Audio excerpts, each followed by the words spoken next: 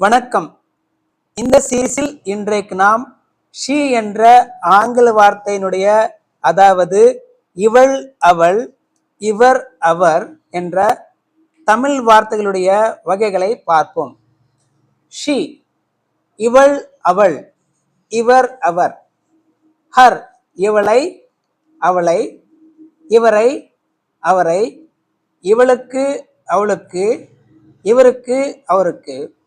Her இவளுடைய அவளுடைய இவருடைய அவருடைய.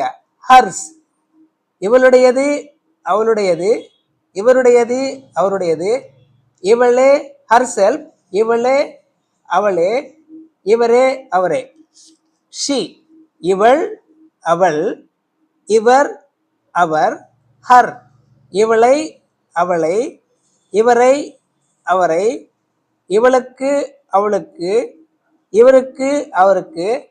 ஹர் இவளுடைய அவளுடைய இவருடைய அவருடைய.